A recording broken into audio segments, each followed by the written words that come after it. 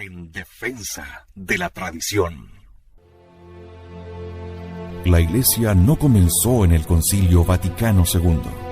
Combatir su pasado es un tremendo error.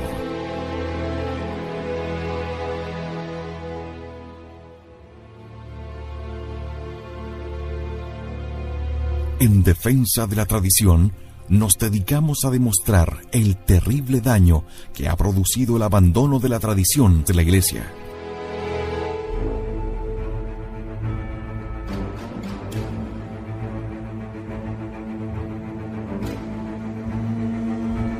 Más aún, comprobamos que la tradición de la Santa Iglesia Católica es la verdad que Cristo confió a los hombres.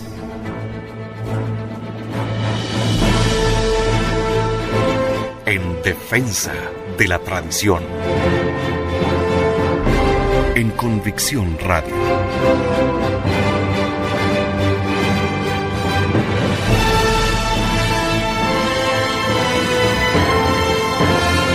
Convicción en la única verdad.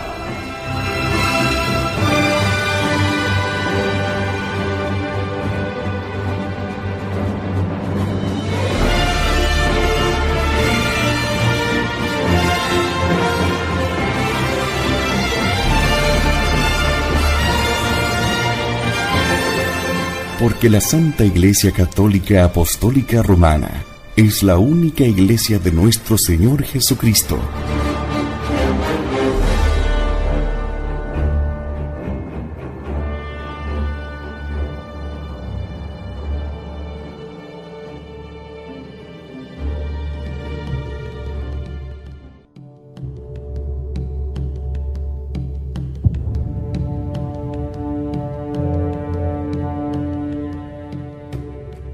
En Convicción Radio estamos siempre en defensa de la tradición y como siempre nos hacemos acompañar por Monseñor Lefebvre y de su libro Le Destronaron tocaremos el capítulo 17, Los papas y el catolicismo liberal, y en nuestra segunda parte, la condenación del modernismo por San Pío X, en particular el decreto Lamentabili y la encíclica Pacendi. Todo esto de 100 años de modernismo del padre Dominique Bermond.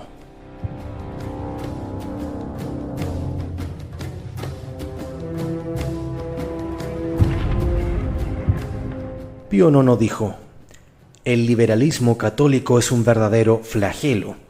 Lo mismo podríamos decir hoy del progresismo católico o el izquierdismo católico, ambas consecuencias naturales del surgimiento de un liberalismo católico en el siglo XIX.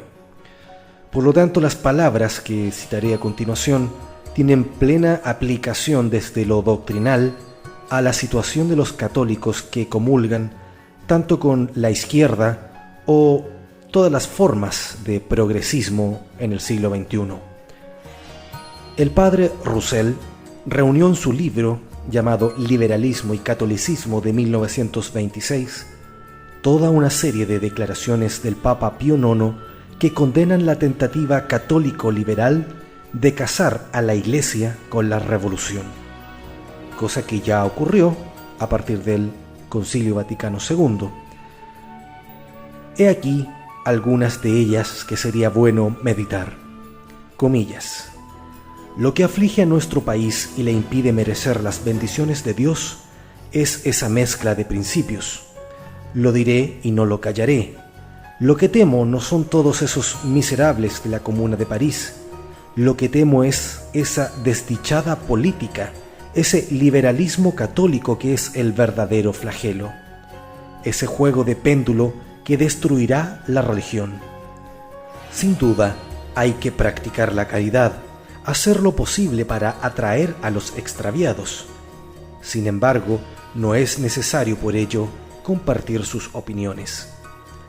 En otro párrafo decía Pío IX: advertid, pues, venerable hermano, dirigiéndose al obispo de Quimper, a los miembros de la Asociación Católica que en las muchas ocasiones en que nos hemos reprendido a los partidarios de opiniones liberales, no teníamos en vista a aquellos que odian a la Iglesia y a quienes habrían sido inútil señalar. Más bien nos referíamos a los que conservan y mantienen el virus escondido de los principios liberales con que se alimentaron junto con la leche del seno materno, y bajo el pretexto de que no está infectado con una malicia manifiesta y, según ellos, no es perjudicial a la religión, lo inoculan a gusto en los espíritus y propagan así la semilla de estas revoluciones que conmueven al mundo desde hace tanto tiempo.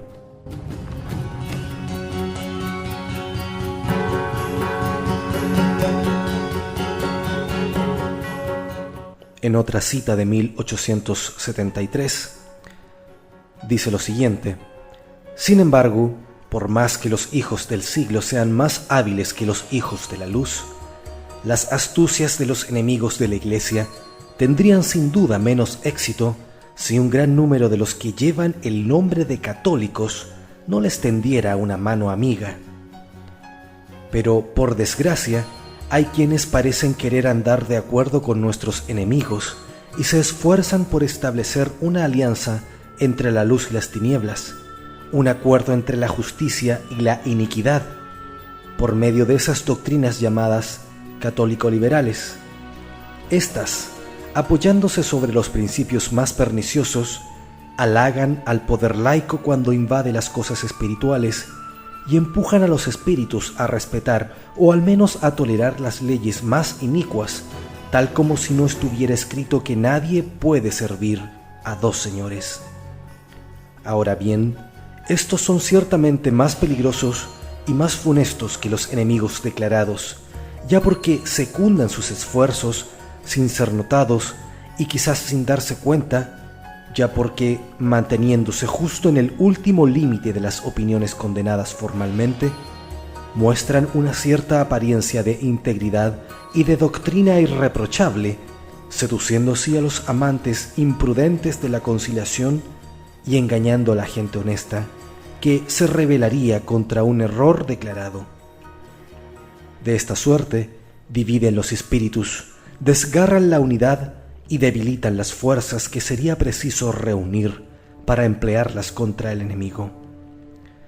En una cita de 1876 afirmaba el Santo Padre: «Nos no podemos más que aprobar el que hayáis emprendido la defensa y la explicación de las decisiones de nuestro sílabus», refiriéndose al diario católico de Rodez, sobre todo las que condenan el liberalismo llamado católico, el cual, al contar un gran número de partidarios aún entre los hombres honestos y dar la impresión de alejarse menos de la verdad, es más peligroso para los otros, engaña más fácilmente a los que no están en guardia y, destruyendo al espíritu católico insensiblemente y de manera oculta, disminuye las fuerzas de los católicos y aumenta la de los enemigos. Después de semejantes condenaciones, que se atrevan los católicos liberales a rechazar los calificativos de traidores, de tránsfugas, de enemigos peligrosos de la Iglesia, es irrisorio.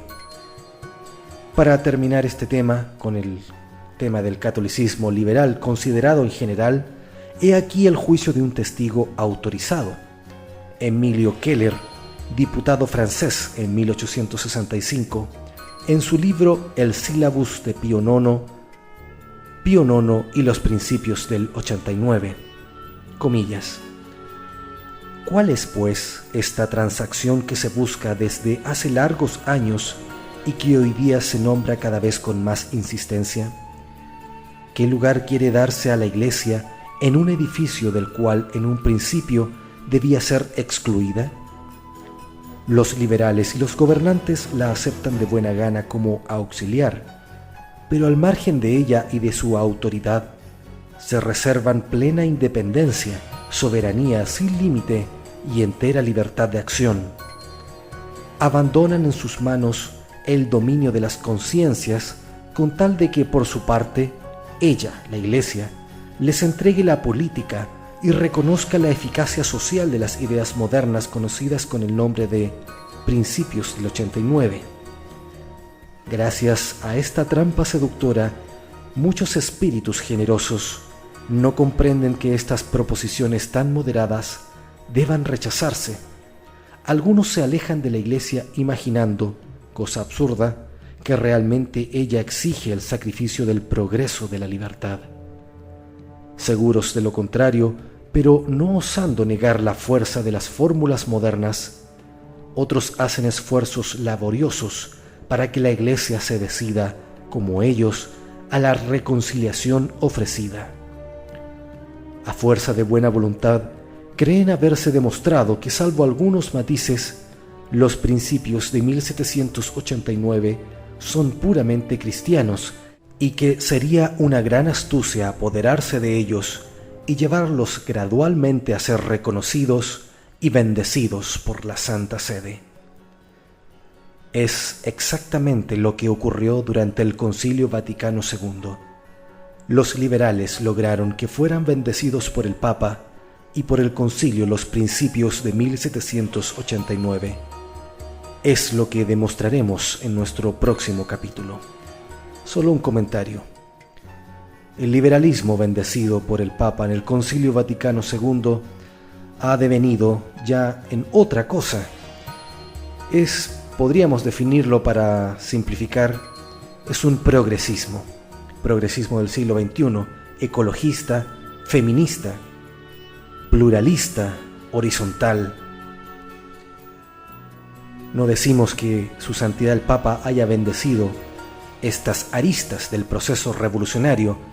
Sin embargo, se ve cómo éstas van avanzando desde abajo en la Iglesia misma, diluyendo la fe de los católicos, o más bien poniendo en duda los más básicos fundamentos de la fe católica, e incluso trastocándola a tal punto que podríamos decir que la fe católica de hoy, la del común de los católicos, ya no es una fe propiamente católica.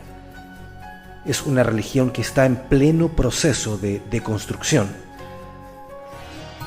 Es por ello tan importante conocer cómo se fue desarrollando desde la Revolución Francesa y el surgimiento del liberalismo católico y la aparición de tantos errores condenados por los papas del siglo XIX hasta su culminación con el modernismo, que fue condenado valientemente y muy atinadamente por Su Santidad el Papa San Pío X, cosa que analizaremos en el siguiente bloque de En Defensa de la Tradición.